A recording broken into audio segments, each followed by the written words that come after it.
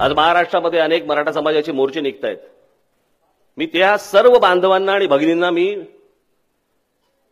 त्यांचं अभिनंदन करीन की अशा प्रकारचे शिस्तबद्ध मोर्चे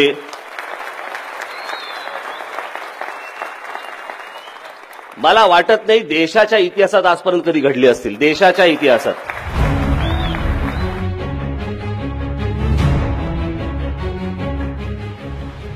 आज मोर्चातनं अनेक विषय बाहेर पडतायत. आरक्षणाचा विषय बाहेर पडतोय. आज शरद पवार सांगतायत की राज्य सरकारने ताबडतोब आरक्षण देऊन टाकावं. तुम्ही का नाही दिलं?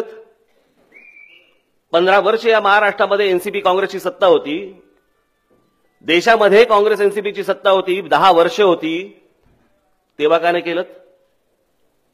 मला असं वाटतं 2013ला सोलापूरच्या सभेमध्ये मी हा विषय बोललो होतो की याच्यापुढे जातीचे विषय काढले जातील, जातीचे मोर्चे काढले जातील, हे लोक याला खत पाणी घालत राहतील आणि फक्त स्वतःचा फायदा करून घेतील. त्याच्यानंतर एकदा मुंबईमध्ये मोर्चा आला. मराठा समाजाचा एक मोर्चा मुंबईमध्ये धडकला होता आझाद मैदानवर.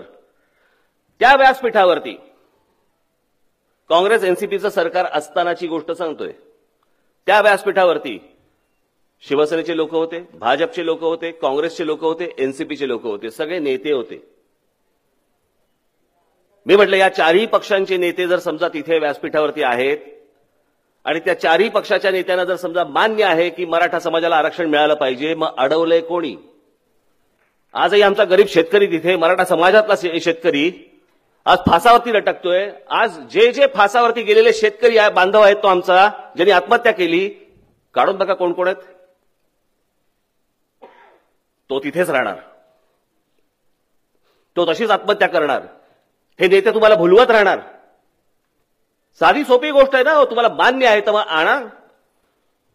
हे जे सगळं उभं राहतंय आज मोर्चाच्या स्वरूपामध्ये, यातनं मला मतं कशी मिळतील आणि मी जिल्हा परिषदेवरती कसा येईन आणि मी पंचायत समितीवरती कसा येईन, ह्याची स्वप्न पाहतायत हे सगळे. ह्याला प्रश्न नाही सोडवायचे कुठचे.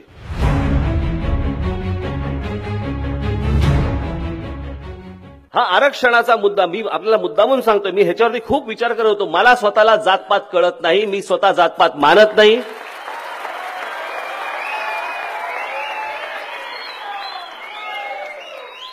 मला आता तुमच्यापैकी बसलेले कोण आहेत आणि इथे बसलेले कोण आहेत यांच्या जातीशी मला देणं घेणं नाहीये.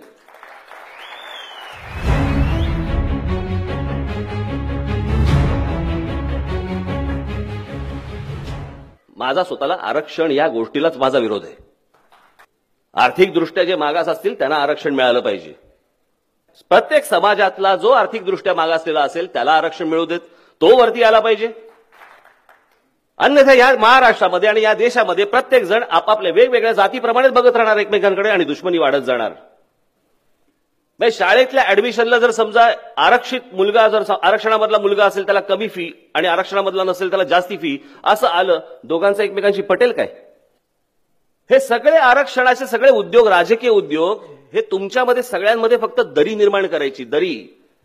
तुमच्यात वाद निर्माण झाले, तुमच्यात भांडण निर्माण झाले की तुमच्याकडनं मतं काढायला सोपं असतं. याच्यासाठीचे हे सगळ्यांचे उद्योग सुरू आहेत.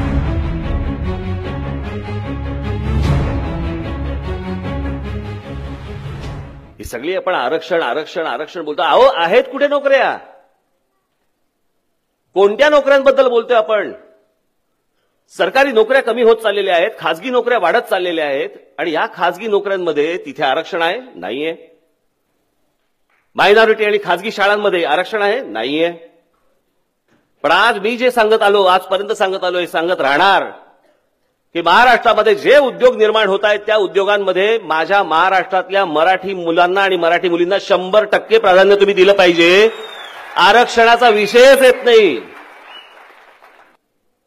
जमीन आमची, पाणी आमचं, आमच्याकडे उद्योग करायला येत आहेत ही सर्व लोक राज्य सरकारला गेल्या असेल नाही तर आत्ताच्या असेल, यांना सांगता येत नाहीये की तुम्हाला एका अटीवरती आम्ही तुम्हाला इथे तुमचा व्यवसाय उभा करायला देऊ, तुम्हाला पाणी देऊ, वीज देऊ, सगळ्या गोष्टी देऊ. अट एक, माझ्या महाराष्ट्रातली 100% मुलं ही तुम्ही तिथे कामावरती घेतली पाहिजेत. ही एक गोष्ट जर समजा राज्य सरकारने केली, आपल्याला आरक्षणाची आवश्यकताच भासणार नाहीये, गरजच नाहीये.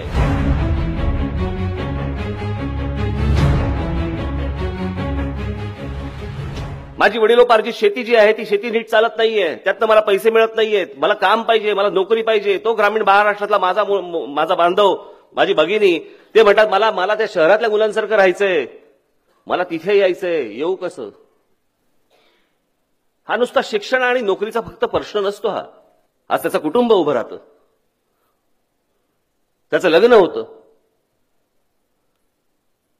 या सगळ्या गोष्टी करण्यासाठी म्हणून त्याला शिक्षण हवं, त्याला नोकरी हवी, त्याला सगळ्या गोष्टी हव्या. आणि ही सगळी स्वप्न पाहत असताना मला तिथपर्यंत पोहोचता येत नाहीये हे माझ्या महाराष्ट्रातल्या जर समजा माझ्या बांधवांना आणि भगिनींना जर समजा वाटत असेल आणि त्याच्यातनं हा जर समजा राग निर्माण होणार असेल आणि या रागातनं जर समजा आरक्षणाचा विषय येणार असेल आणि या आरक्षणाचा फायदा जर समजा हे सगळे बाकीचे सगळे गधडे नेते घेणार असतील, उपयोग काय या ताकदीचा? आज तिकडे पटेलांचे मोर्चे निघाले, तिकडे काय गुजरांचे निघाले, अजून कोणाकोणाचे निघाले. काय झालं? काही नाही झालं पुढे. खरं तर महाराष्ट्रामध्ये एक मुखाने एक गोष्ट यायला पाहिजे की या महाराष्ट्रामध्ये आर्थिक निकषावरतीच आरक्षण याच्यापुढे तुम्ही दिलं गेलं पाहिजे. हीच गोष्ट जर समजा त्या सगळ्या मोर्चांमधून आली तर मला असं वाटतं सगळा विषय पण बंद होईल. हा विषय आहे समान नागरी कायद्याचा. हा सगळ्यांना समान पद्धतीने बघितलं गेलं पाहिजे. मग तो कोण असेल, ब्राह्मण असेल, दलित असेल, तर कोणी असेल.